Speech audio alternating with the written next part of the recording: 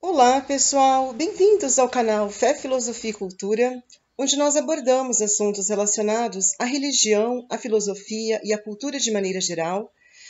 Meu nome é Caroline Zanardo.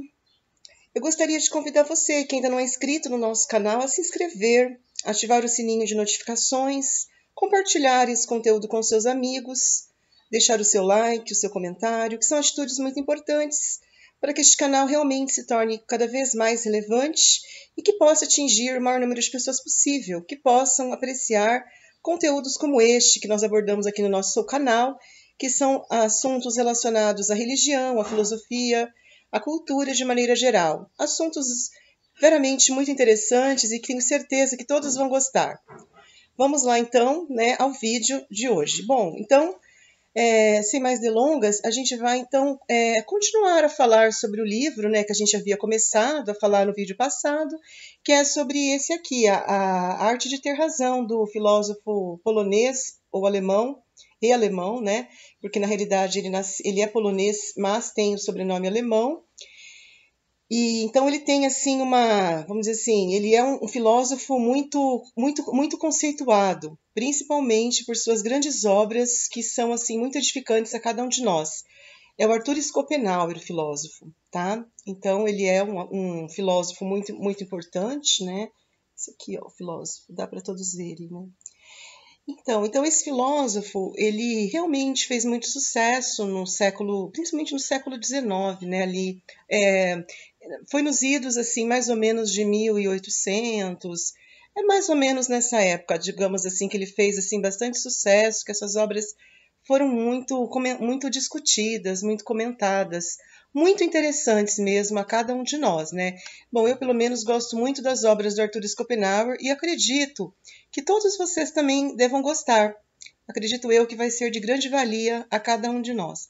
Bom, pessoal, então hoje a gente vai finalizar o que nós havíamos então começado a discutir, a falar nos vídeos anteriores, a respeito então do livro A Arte de Ter Razão, do filósofo, então, como eu falei, né, Arthur Schopenhauer. Muito bem, pessoal. Então, este livro, A Arte de Ter Razão, a gente havia começado então a discorrer sobre ele nos vídeos anteriores. Então, hoje a gente vai finalizar. A gente tinha parado no... Eu não me lembro em qual estratagema, porque ele vai discorrer sobre 28 estratagemas.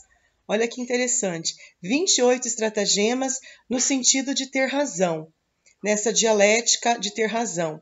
Então, a gente havia discutido algumas dialéticas, a gente fez uma introdução, discutimos sobre algumas dialéticas, e agora a gente vai finalizar o nosso vídeo com até chegar nós não vamos falar especificamente sobre os estratagemas remanescentes na arte de ter razão, a gente vai fazer um resumo sobre essas últimas estratagemas e, de uma maneira geral, sobre a obra.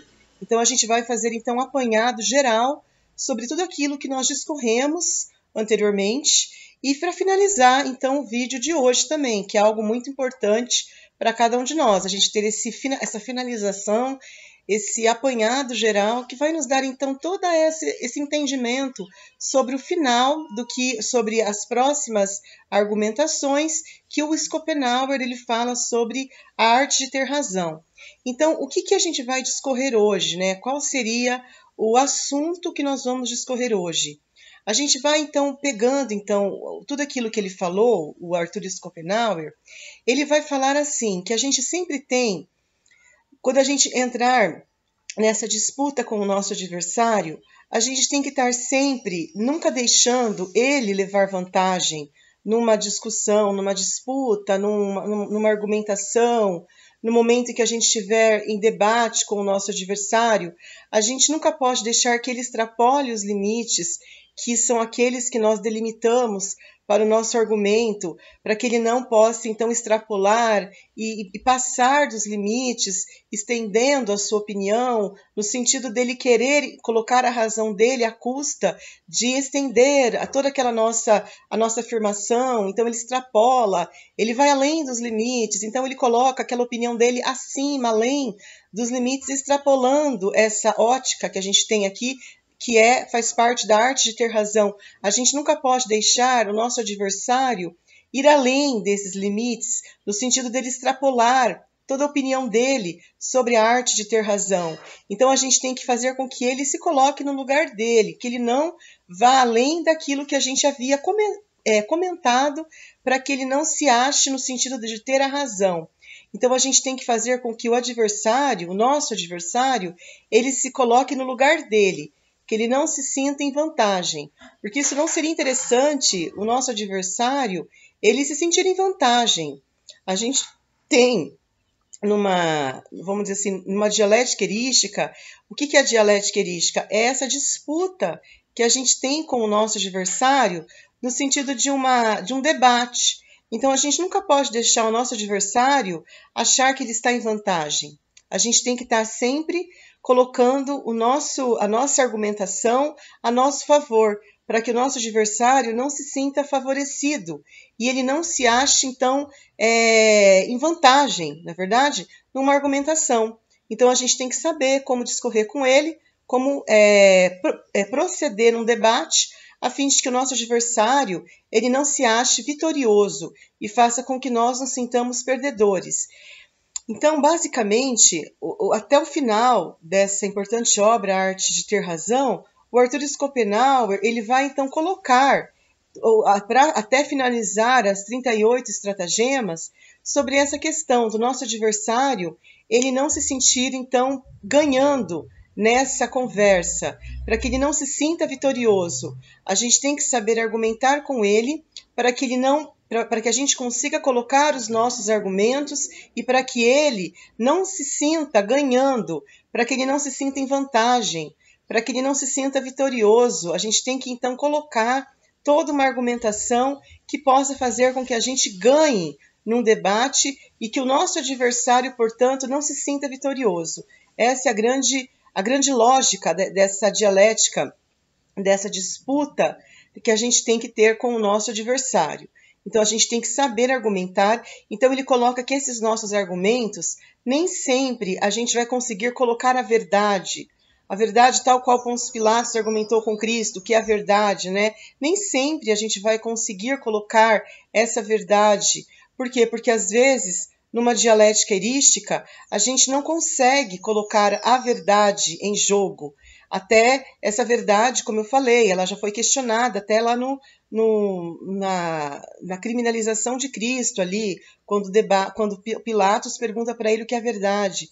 Então, a gente não precisa necessariamente colocar a verdade, entende? A gente pode colocar os nossos argumentos, a gente pode colocar o nosso ponto de vista, sem necessariamente ter que falar a verdade, mas a gente tem que convencer o nosso adversário na dialética erística, que seria a arte de ter razão, certo? Então, de acordo com o nome do livro, né, que o nome do livro é A Arte de Ter Razão, então nessa dialética erística, a gente conseguir colocar os nossos argumentos, a gente conseguir colocar o nosso ponto de vista, de maneira a convencer o nosso adversário e não deixar que ele tenha margem para ganhar, então, no nosso debate.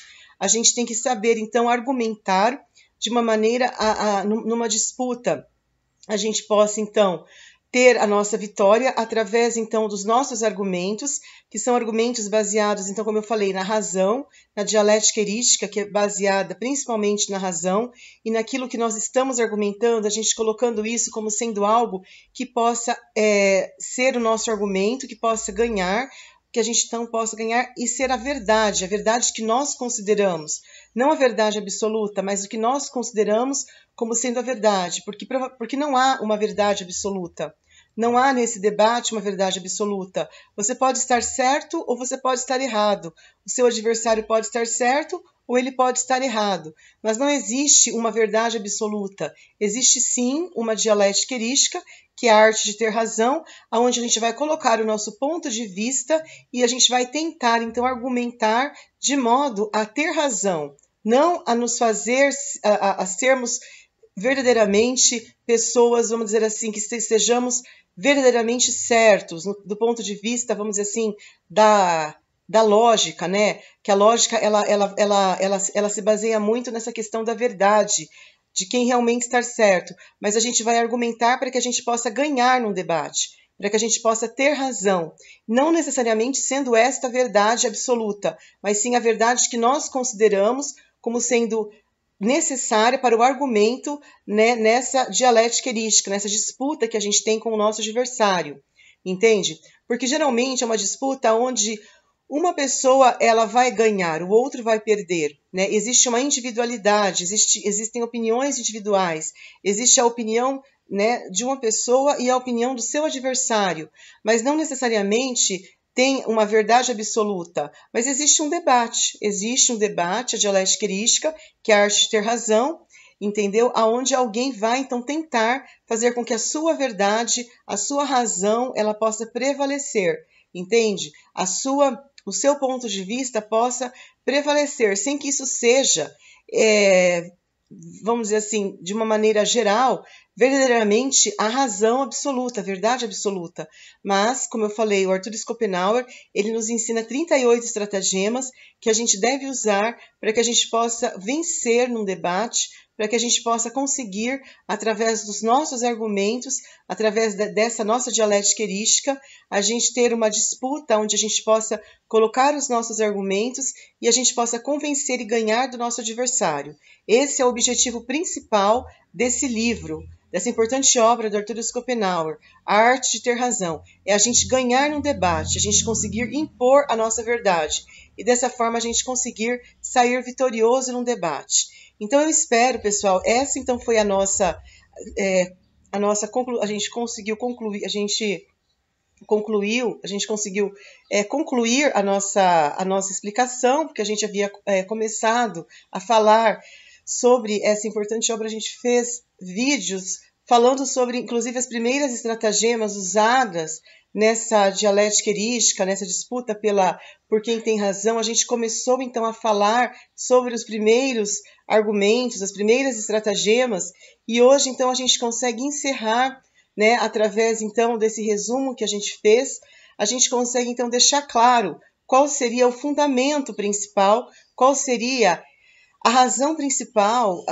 qual seria a forma como a gente consegue, então, argumentar e ganhar do nosso adversário, entende? Usando, então, essas 38 estratagemas, e a gente, então, consegue, dessa maneira, ter razão, porque, como o próprio tema do livro, o próprio título do livro diz, é a arte, a gente possa ter razão, a gente possa ganhar, a gente possa conseguir impor a nossa verdade, impor a nossa razão, sem que necessariamente essa seja a verdade absoluta.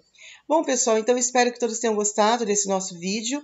Espero que se vocês puderem adquirir essa importante obra, A Arte de Ter Razão, será de grande valia, será de grande benefício para cada um de vocês.